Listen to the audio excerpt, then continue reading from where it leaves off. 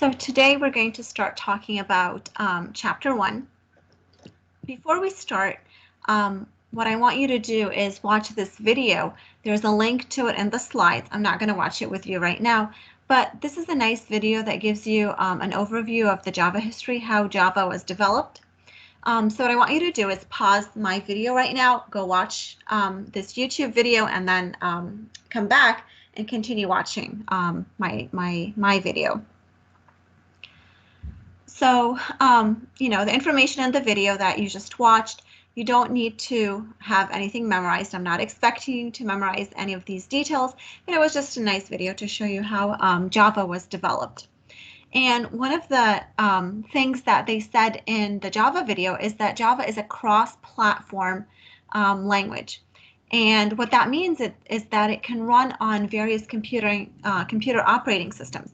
So if you have a Windows machine, you can run a Java program. If you have a Mac machine, you can run a Java program. And we're going to talk more about how that works in another video. But for now, what I want to do is kind of just start talking about how does a program work on a machine. So when you go and you're shopping for computers, there are things that you're looking for. Of course, the price is one aspect, the operating system is another aspect, but other things that you might consider is the processor. So, do you want it to be an Intel processor, an AMD processor?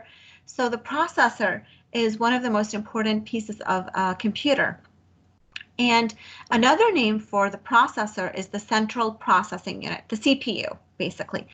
And the CPU is kind of like the manager. It's the brain of the computer.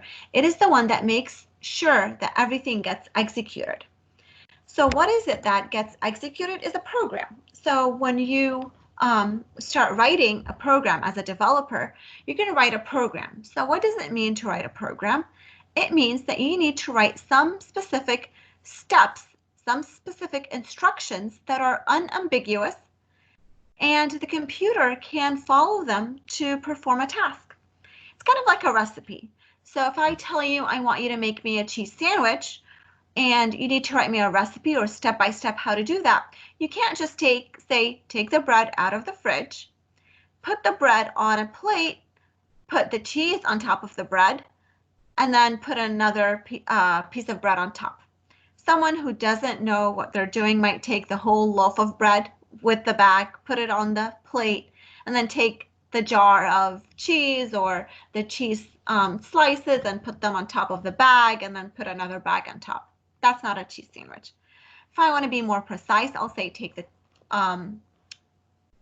bread out of the fridge, open the plastic bag, take a slice of bread, put the slice of bread on the plate, take your cheese, take one slice of cheese, put it on the bread slice, and then take another slice of bread, put it on top of the cheese.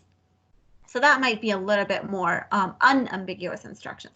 So when we're writing a program, we have to be writing specific unambiguous instructions that are very clear.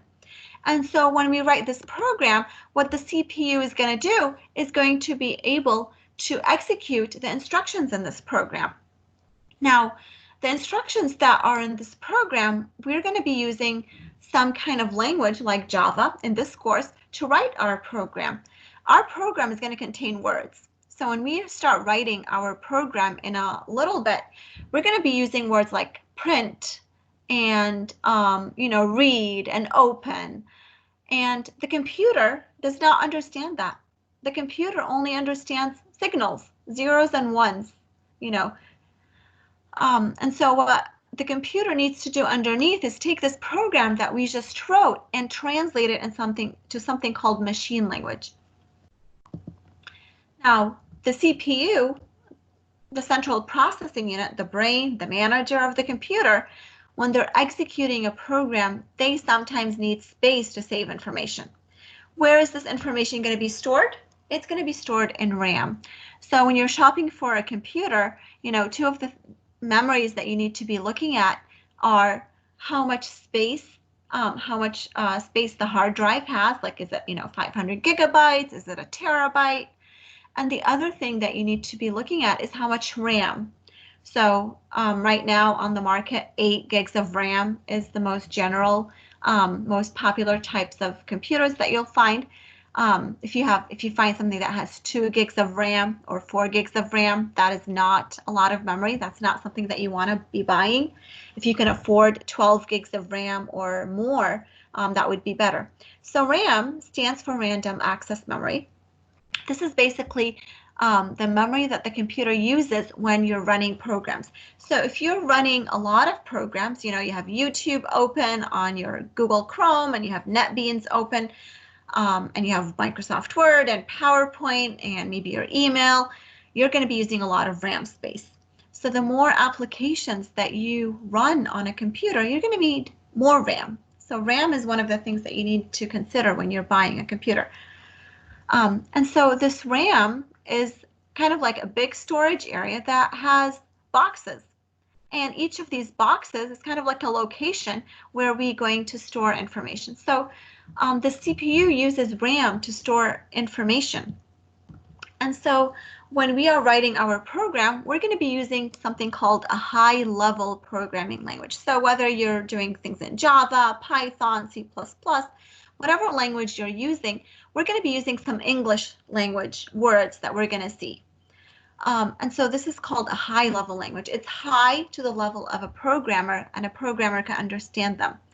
Now, the computer does not understand English. The computer will not be able to understand anything that we write. There has to be something on the computer that translates this high-level language program that we write into a machine language, something that the CPU and the processor can understand. So this is a sample program that we're going to be writing in a little bit. If you look at it, it has some words that we can understand, like public. Something that's public means it's accessible to people. We're going to have like a println. Println stands for print a line. There's a word string that might tell us the string is a bunch of characters. And so this is a program that we write in Java, for example, which is a high-level language. And then the computer will have to translate it into machine language. Now, the part of the program that translates this to machine language is called a compiler, and we're going to be running the Java compiler. And once the compiler is able to translate this to machine language, the computer can run our program and execute it and print whatever we want. So in the next video, I'm going to show you how to use NetBeans. Before you run the next video and watch it, make sure you have NetBeans installed on your computer.